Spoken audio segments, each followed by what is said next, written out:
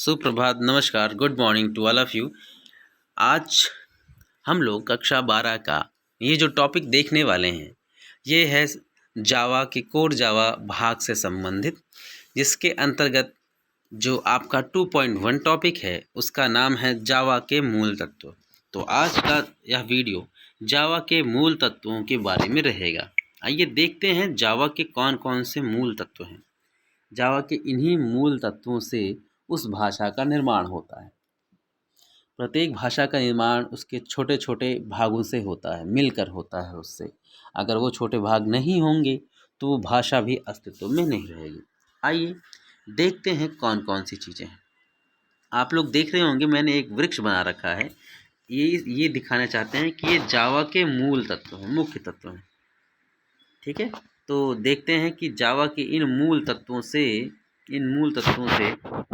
क्या क्या चीज़ें प्रदर्शित होती हैं। आप सबसे पहले देखेंगे यहाँ पे लिखा हुआ वेरिएबल्स। तो जावा के मूल तत्वों में एक होता है वेरिएबल, एक होता है आप ऑपरेटर्स देख रहे होंगे, एक है ऑब्जेक्ट देख रहे होंगे, ऑब्जेक्ट लिखा हुआ है, फिर पैकेज देख रहे होंगे। ये सब चीज़ें आप लोगों को दिखाई दे रही होंगी। तो ये सब छोटे छोटी चीज़ें हैं, वेरिएबल्स हैं, ऑपरेटर्स हैं, ऑब्जेक्ट हैं, डेटा टाइप्स हैं, विधियां हैं, नियंत्रण प्रवाह है, पैकेज है, एक्सेप्शन है, एरे है, जावा एपीआई है। ये सब क्या है? जावा के मूल तत्व हैं। ये हैं क्या? आइए इनके बारे में थोड़ा सा अध्ययन करते हैं। चलते हैं वीडियो के अगले भाग में। प्यारे बच्चों, यहाँ पर आप देखें, डेटा टाइप सबसे इम्पॉर्टेंट चीज़ है। ये उस डेटा के प्रकार के बारे में बताता है जो कि प्रोग्रामिंग करते समय उपयोग होने वाला है। अर्थात यह उस डेटा का प्रकार है जो एक चर धारण कर सकता है। माने एक चर धारण कर सकता है, चर माने जिसका मान बदलता हो। डेटा का प्रकार जैसे INT, आपने इंट लिखा, जैसे आपने INT इंट लिखा, तो x बराबर जब आप 1 लिखते हैं ना, तो ये उस डेटा टाइप की इसकी बात कर रहा है। तो एक चर धारण कर सकता है वो डेटा टाइप जो एक चर माने एक वेरिएबल को क्या कर सकता है? धारण कर सकता है, उसको बराबर मान सकता है, इसकी बात की गई है। अब आगे क्या है? आगे कह रहा है कि ऑपरेटर्स क्या होते हैं। ऑपरेटर्स क्या होते हैं? वेरिएबल पर ऑपरेशन करने के लिए उपयोग किए जाने वाले चिन्हों को ऑपरेटर्स कहते हैं। ठीक, वेरिएबल पे जैसे एक्स लिखा हुआ है और वाई लिखा हुआ है। अब ये एक्स और वाई कर क्या रहे हैं? क्या उत्तर प्रदान करेंगे? अगर ये जुड़ेंगे तभी उत्तर प्रदान करेंगे। माने ये जो काम है जोड़ने के, बताने का, घटाने का, तो ये सब क्या है? ऑपरेटर्स हैं, जो कि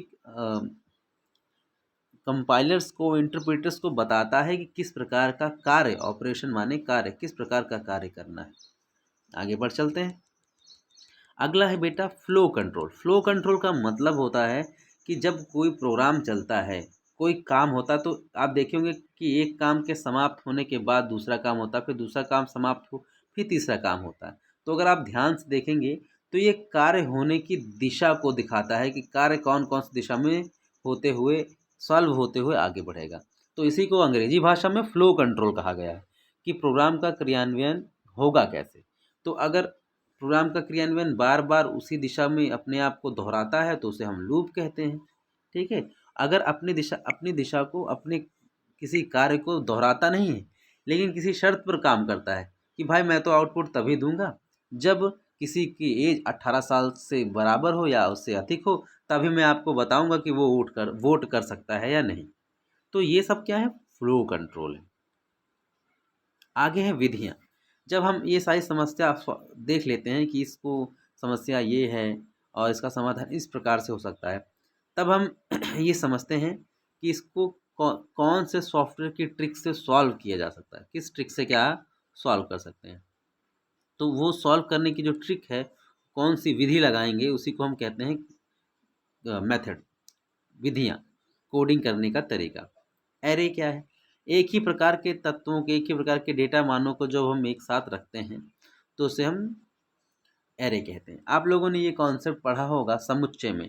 जैसे हम कहें कि 1 2 3 4, तो ये सब क्या है, ये सब अंक हैं, ये सब अंक हैं, इनकी कुछ ना कुछ क्या है, विशेषता है। क्यों? क्योंकि ये सब के सब एक जैसे हैं, इनके पास क्या है, अंक हैं। ओके तो इसलिए कहा गया कि एक ही प्रकार का डेटा टाइप। अब अगर ये कहा जाता कि एक स्कूल है SVNIC, ये सब एक समान कैसे हैं? ये एक समान हैं क्योंकि इनके पास क्या है, अक्षर है। इनके नाम में क्या पाया जाता है, अक्षर पाया जाता है। ठीक है, तो ये क्या है, एक ही प्रकार के डेटा टाइप। नेक्स्ट चलते हैं, आगे बढ़ते हैं। आगे है एक्सेप्शन। जब कभी भी एरर होती है, जब कभी भी आपके प्रोग्राम में क्या हो, एरर जनरेट होती है, तो एक्सेप्शन माने एरर है। एरर होने पर उत्पन्न स्थिति को संभालने के लिए क्या किया जाएगा?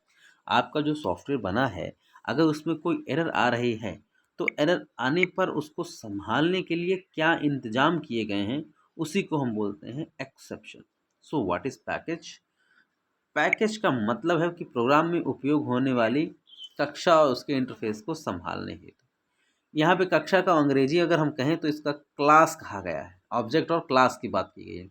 मतलब प्रोग्राम में उपयोग होने वाली जो जो चीज़ें चाहिए उनको एक बंडल में, एक पैकेज में बंद करके रखा जाता है, ताकि उस पैकेज को कॉल किया जाए, तो उस पैकेज को कॉल करते ही उससे संबंधित सारी चीज़ें प्रोग्राम में ओपन होती चली जाएं।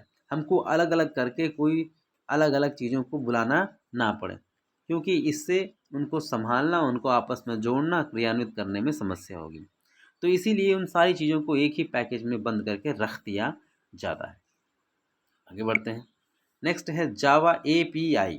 जावा API का मतलब होता है कि Java application programming, Java application programming interface. इसका उपयोग किसी सॉफ्टवेयर में इंटरफेसिंग का काम करने के लिए उपयोग किया जाता है। आगे है, इसका जो मुख्य काम है वो है इनपुट आउटपुट का कार्य। अगर ये ना हो तो आप उस जावा भाषा में ना इनपुट दे पाएंगे, ना आउटपुट ले पाएंगे। डेटाबेस संबंधी कार्य और नेटवर्किंग का कार्य, ये इसके कुछ प्रमुख मूल तत्व हैं। अभी के लिए इतना ही। Thank you so much.